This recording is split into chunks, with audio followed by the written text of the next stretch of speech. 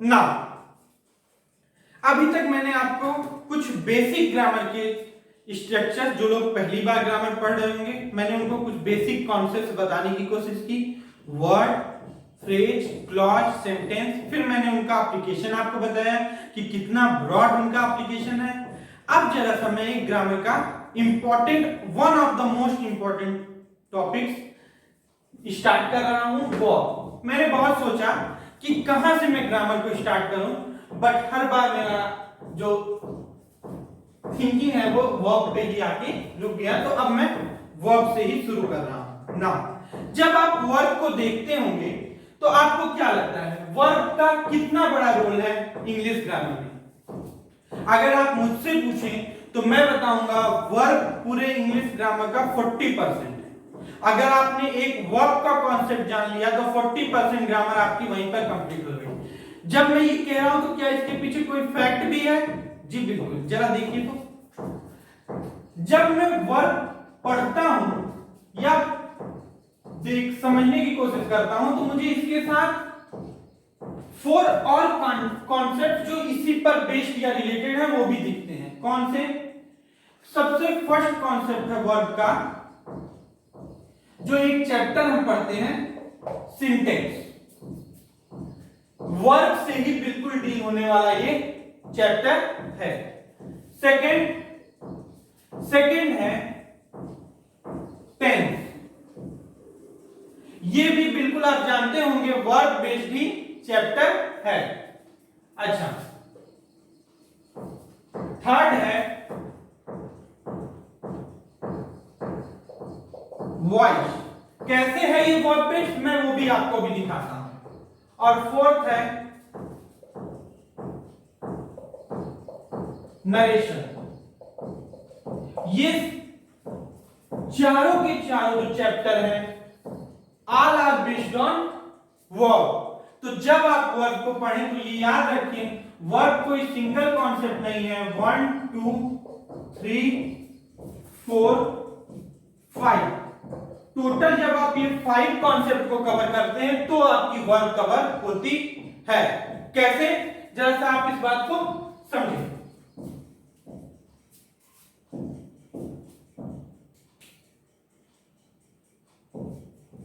देखिए, जब आप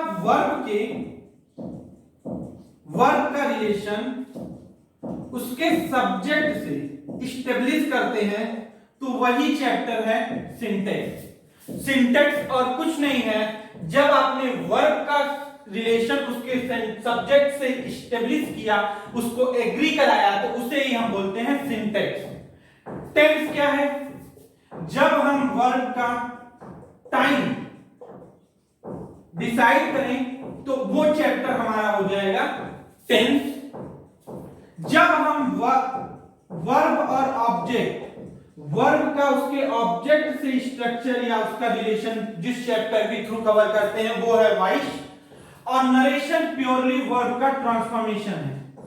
ये ज्यादा से ज्यादा ये मोस्टली ट्रांसफॉर्मेशन का ही पार्ट है। नाउ अब आप इस बात को समझे होंगे कि हम वर्ब के साथ ये पांचों चैप्टर, जब हम वर्ब पढ़ें तो ये टोटल 5 चैप्टर्स हम कवर करें तो जाके हमारी वर्ब कवर होगी। और अब आप समझोगे क्यों मैंने कहा कि वर्ब ग्रामर का 40% होता है। नाउ अब जरा सा एक बात को समझें। आई होप आपने इसका स्क्रीनशॉट ले लिया होगा। मैं इसको थोड़ा सा इरेज करना चाहता हूं।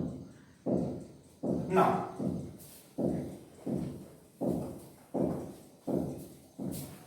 जब मैं आपसे पूछता हूं what is the definition of verb, verb की डिफिनेशन क्या होगी? जी बिल्कुल सही कहा आपने।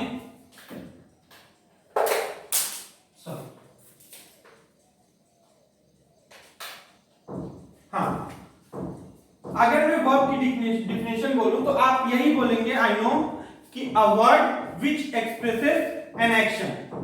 A word which expresses an action। एक शब्द जिससे हमें एक्शन का पता चले। सही है, बिल्कुल डिफिनेशन के लिए बिल्कुल सही है। जरा अब आप इसका एक मैं आपको एप्लीकेशन बताता हूं, जरा आप देखिए। जब मैं ये वर्ड लिखता हूं प्ले, तो आपको ये वर्ड देख के क्या लगता है? जी, आपको बिल्कुल लगता है कि ये वर्ड एक वर्ब है। एम आई राइट? अच्छा, अब मैं जरा इसका एप्लीकेशन दिखाता हूं।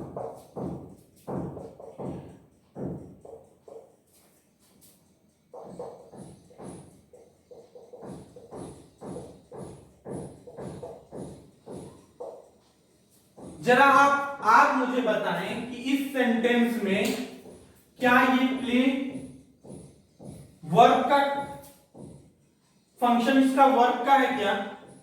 क्या आप यहां पे इसे वर्ब बोल सकते हैं? नहीं बोल सकते, मुझे पता है।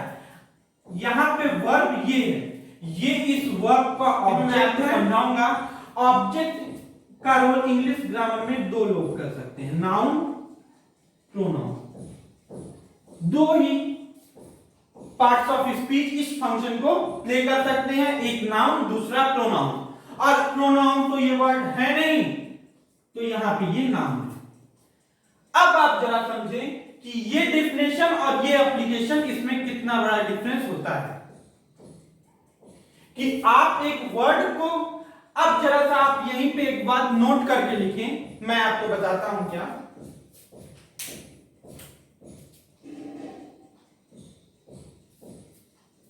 आई थिंक मैं यहां इसको इरेज कर सकता हूं थोड़ा सा।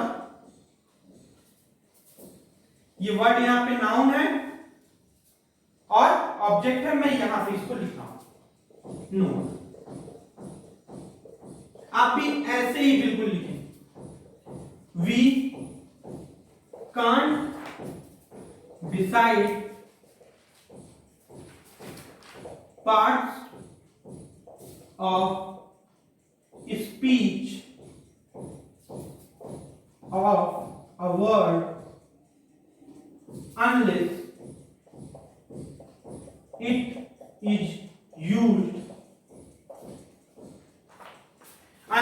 is used in a sentence।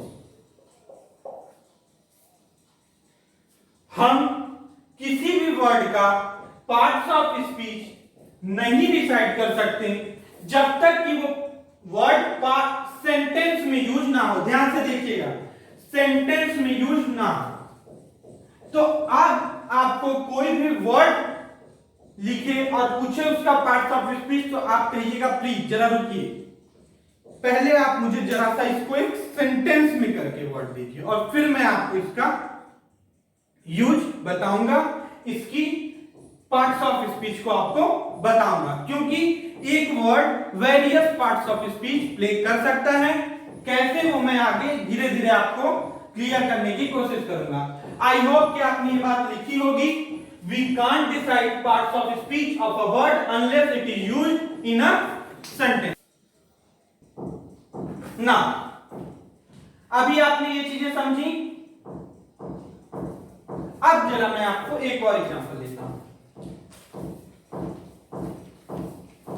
जैसे आपने एक वर्ड, मैं फिर आपसे एक वर्ड पूछता हूं, आप जरा बताएं। गो, ये वर्ड देख के आपको क्या पता चलता है? मैं पूछूं कि इसकी पार्ट्स ऑफ स्पीच क्या है, तो बहुत सारे बच्चे अभी भी कहेंगे वो।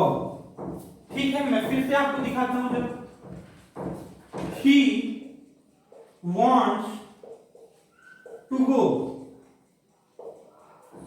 अब आप इस बात को समझें, he wants to go, क्या यहां पर to go कोई वर्ब है, एक्शन बता रहा है? नहीं, ये इस want का ऑब्जेक्ट है।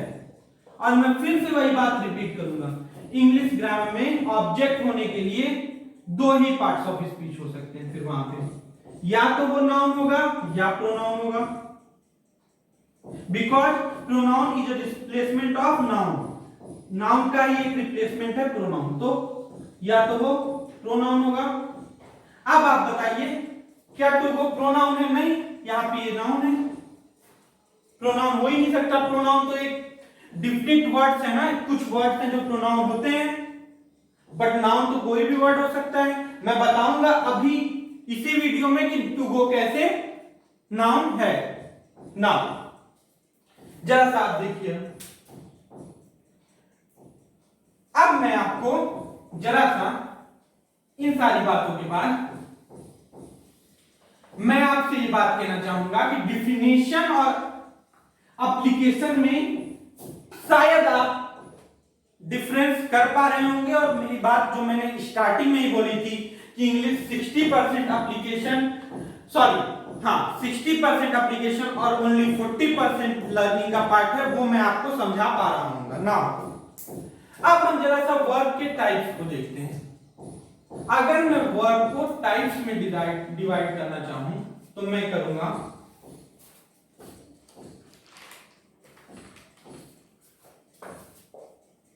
Finite verb and non finite verb.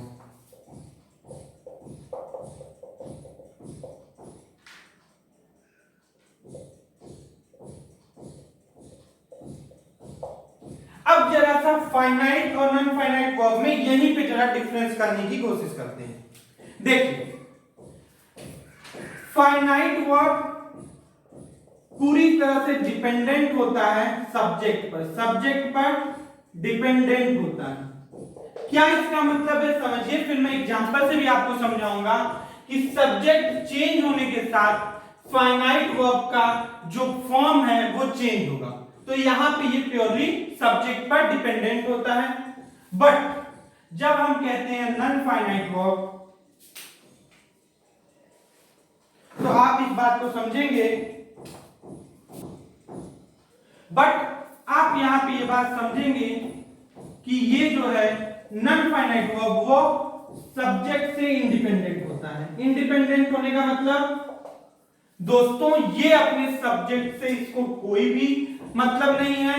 Subject कुछ भी हो, इसका फॉर्म चेंज नहीं होगा। हम सब्जेक्ट को चेंज कर सकते हैं बट इस नॉन फाइनाइट वर्ब की कोई भी फॉर्म चेंज नहीं होगी ना। दूसरा क्या इनमें डिफरेंस है, ये अपने टाइम सेंटेंस का जो जिस सेंटेंस में यूज है फाइनाइट वर्ब, उसके टाइम से, अगर मैं और थोड़ा आपको सिंपल बोलूं, सिंपल लैंग्वेज में या ब्रॉड वे में, तो टेंस, ये अपने टेंस से गाइड होगा। मतलब अगर आप एक सेंटेंस का टेंस चेंज करते हैं तो फाइनाइट वर्ब की फॉर्म भी चेंज हो जाएगी। तो ये टेंस से गाइड होगा, टाइम से सेंटेंस के गाइड होगा। अभी मैं इसका एग्जांपल बस अभी आपको बताता हूं। बट इसको सेंटेंस के टाइम, आई मीन सेंटेंस के टेंस से भी कोई मतलब नहीं है। आप इसको सेंटेंस का टाइम कुछ भी हो, इसका फॉर्म चेंज नहीं होगा। आप सेंटेंस का टाइम कुछ भी बदले बट ये फॉर्म ऐसे ही रहेगी। मैं ये कैसे कह पा रहा हूं, क्या कह रहा हूं, आप जरा इस एग्जांपल से समझिए।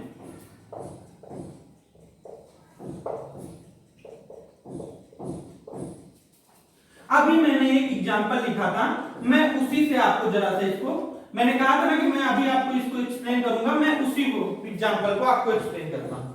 He wants to play। अब एक बेसिक बात मैं जो आपको यहाँ पे नोट करके बताना चाहता हूं वो आप लिख लें। यहाँ साइड में मैं नोट करके बता रहा हूं, प्लीज आप इसको नोट करें। किसी भी सेंटेंस का बेसिक स्ट्रक्चर होता है सब्जेक्ट, वर्ब और ऑब्जेक्ट। और इस स्ट्रक्चर में जो ये वर्ब है ये फाइनाइट वर्ब होती है।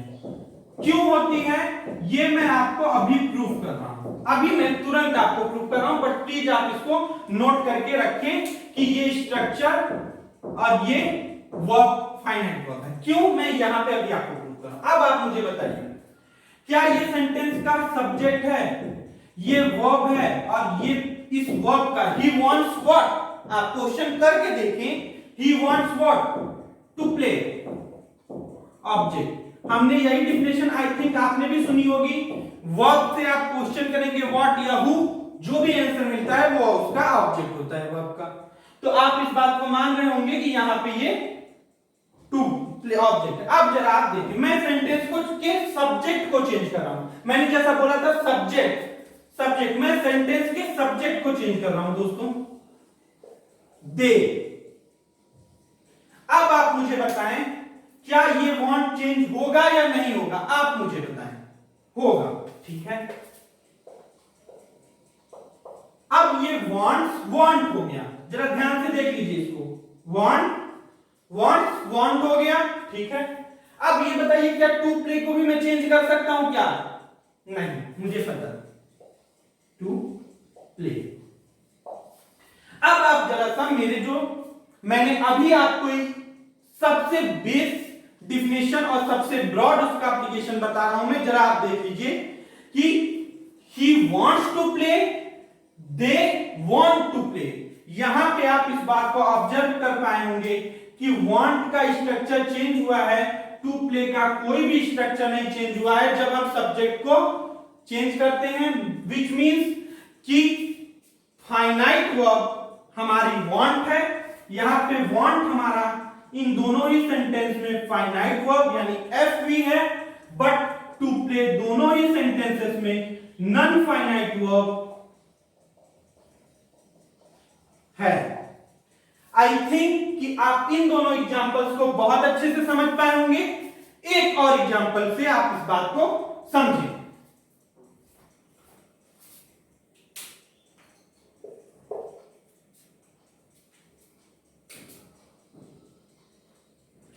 अब जरा सा मैं इस सेंटेंस का टाइम चेंज कर रहा हूं, ठीक है ना। जरा सा अभी मैं ये सेंटेंस आप बताइए मुझे किस टेंस में है? प्रेजेंट। ये सेंटेंस प्रेजेंट नहीं करने देंगे, थर्ड, फर्स्ट, सेकंड, थर्ड।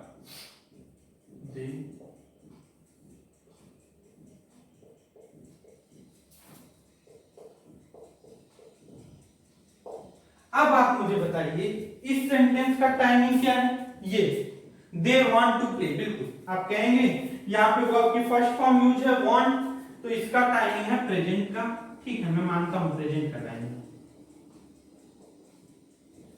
इस सेंटेंस का टाइमिंग V2, पास्ट टाइमिंग, ठीक है, मानता हूं, मैं ये भी मानता हूं। अब मुझे आप बताइए, जब आपने सेंटेंस का, या सेम सेंटेंस है, जब आपने सेंटेंस का टाइम चेंज किया तो वहां पे डिफरेंस कहां पे आपको दिखा? डिफरेंस आपको दोस्तों यहां पे दिखा। तो ये क्या होगी हमारी फाइनाइट वर्ब, बट ये टू प्ले हमारा क्या है? यहां पर कोई डिफरेंस नहीं है, जैसा मैंने लिखा हुआ है, इसीलिए मैंने इसको रेज नहीं किया। टाइम या टेंस का, सेंटेंस के टाइम या टेंस से ये बिल्कुल इंडिपेंडेंट है, इस पर कोई चेंज नहीं होगा। तो ये हमारी हुई नॉन फाइनाइट वर्ब।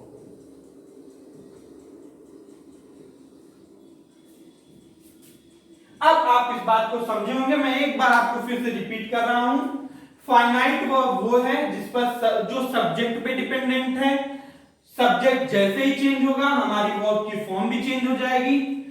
टाइम या सेंटेंस का टाइम या टेंस पर वो डिपेंडेंट है, सेंटेंस का टाइम या टेंस जैसे ही चेंज होगा वैसे ही वो चेंज हो जाएगी। Finite verb, but non finite verb subject से बिल्कुल इंडिपेंडेंट है, सब्जेक्ट कुछ भी हो हमारा नॉन फाइनाइट वर्ब का फॉर्म नहीं चेंज होगा।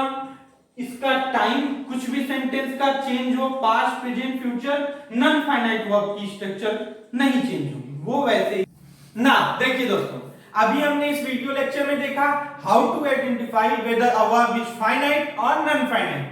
अब मैं आपको कुछ स्ट्रक्चर्स बताऊंगा फाइनाइट वर्ब और नॉन फाइनाइट वर्ब के, सो आप देखते ही आइडेंटिफाई कर पाए कि ये वर्ब फाइनाइट वर्ब है या नॉन फाइनाइट वर्ब है। चलिए शुरू करते हैं।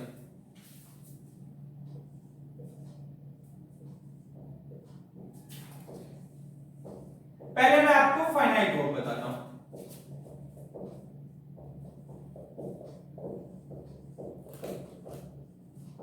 देखिए, वर्ब की फर्स्ट फॉर्म या वर्ब की यस या यस फॉर्म, वर्ब की second form, auxiliary verb plus verb की fourth form, auxiliary verb plus verb की third form.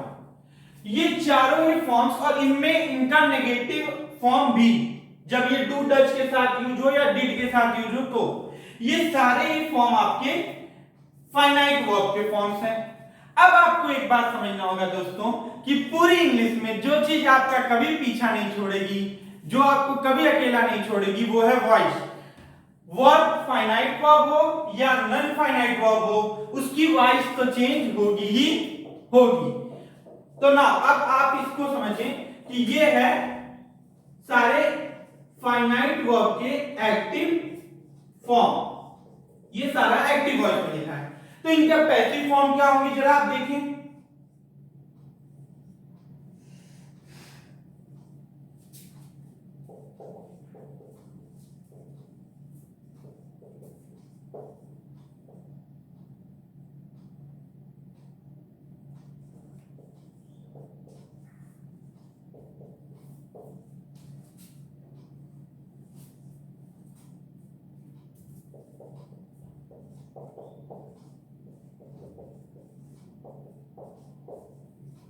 Auxiliary verb plus being plus verb की थर्ड फॉर्म।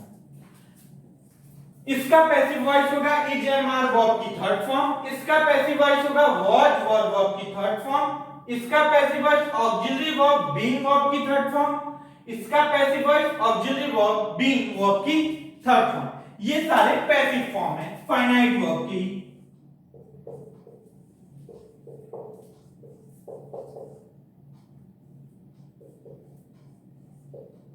आई होप कि ये बात आपको क्लियर है ना। अब हम चलते हैं अपने नॉन फाइनाइट वर्ब पे।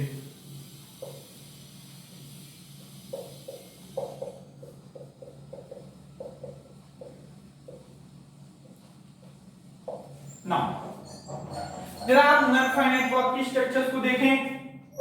टू एंड वर्ब की फर्स्ट फॉर्म, वर्ब की fourth form, to have and verb की थर्ड फॉर्म, हैविंग वर्ब की थर्ड फॉर्म। अभी फिर से मैं ये बात बोल रहा हूं, आप इस बात को फिर से ध्यान से समझें। ये सारा ही एक्टिव वॉइस में है फॉर्म, तो इनके पैसिव वॉइस भी होते होंगे। जी हां, बिल्कुल होते हैं।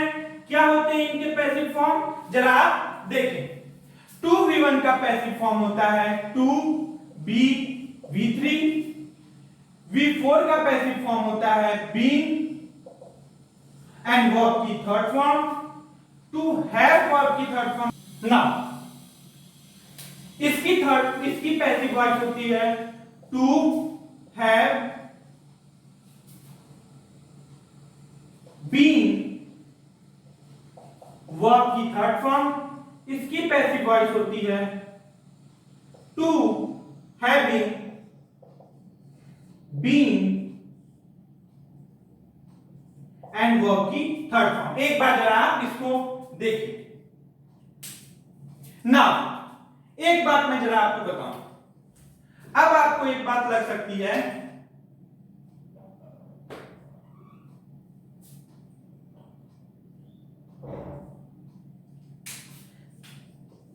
ये सारे पैसिव वॉइस में है कि सर हमने एक फॉर्म पढ़ी है, कभी कभी सेंटेंस में यूज होता है वर्ब की थर्ड फॉर्म। वो कहां पे आएगा, कौन से वर्ब का फॉर्म है, फाइनाइट वर्ब और नॉन फाइनाइट वर्ब। बिल्कुल वो नॉन फाइनाइट वर्ब का फॉर्म है। वर्ब की थर्ड फॉर्म जब अलोन अकेले आए तो वो इक्विवेलेंट होता है इस फॉर्म के।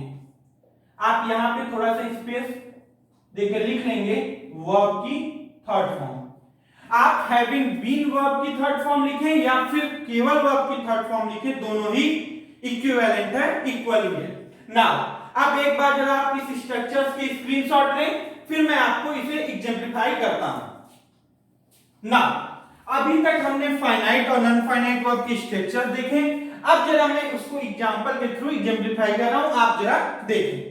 देखिए आप इन सेंटेंसेस में वर्ब को टारगेट करिए, ठीक है। Don't drink boy. I don't drink boiled water because of its weird taste. हो सकता है वियर्ड की मीनिंग किसी को कंफ्यूज करे। वियर्ड की मीनिंग होती है स्ट्रेंज, अजीब ना। आप बताइए, क्या मैंने आपको वर्ब की फर्स्ट फॉर्म फाइनाइट वर्ब में बताई है? तो ये जो डोंट ड्रिंक है ये पार्ट फाइनाइट वर्ब है, ये अपने सब्जेक्ट और टाइम से सेंटेंस के गाइड होगा। बट मैंने लास्ट में आपको एक वर्ब की फॉर्म बताई होगी, वर्ब की थर्ड फॉर्म, जो कि इक्विवेलेंट थी हैविंग बीन वर्ब की थर्ड फॉर्म की। अब देखिए, तो बॉयल्ड हमारा यहां पे नन फाइनाइट वर्ब है। आपको ये कंफ्यूज कर सकता है कि वर्ब की थर्ड फॉर्म ही क्यों नहीं है, वर्ब की सेकेंड फॉर्म है। प्लीज आप थोड़ा पेशेंस रखें, आप डील कर रहे हैं नॉन फाइनाइट वर्ब, जो कि one of the most difficult topics हैं इंग्लिश ग्रामर की। तो प्लीज मुझे नॉन फाइनाइट वर्ब को सेपरेटली डील करने तक का टाइम दें, आपकी ये सारे कंफ्यूजन वहां पे क्लियर हो जाएंगे ना। अब ये सेंटेंस देखिए आप, Rahul felt it difficult to comprehend. Comprehend की मीनिंग समझ में आना, अंडरस्टैंड होना, कोई चीज अंडरस्टैंडिंग में आना। तो आप यहां पे समझे, यहां पे वर्ब कौन कौन से हैं? Felt and to comprehend. अब मैंने आपको टू V1 बताया है, टू और वर्ब की फर्स्ट फॉर्म बिल्कुल नॉन फाइनाइट वर्ब, आप बिल्कुल सही है। वर्ब की सेकेंड फॉर्म फेल्ट, फील का, बिल्कुल फाइनाइट वर्ब। अगर हम सेंटेंस का टाइम चेंज करें तो ये चेंज हो जाएगा, ठीक है। He insisted on taking the bus instead of the train. अब आप यहां पे देखें, insisted वर्ब की second form finite verb.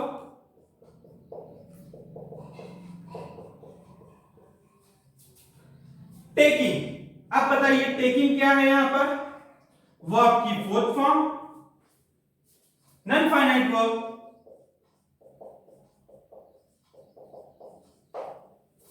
Now in examples को आप एक बार फिर गो थ्रू करें। कोई भी कंफ्यूजन हो तो प्लीज मुझे मेरे फेसबुक पेज पर पर्सनली मैसेज करके बताएं, मैं वहीं पे आपको इसकी सॉल्यूशन प्रोवाइड करूंगा। एक बार आप इसके स्क्रीनशॉट लें ना।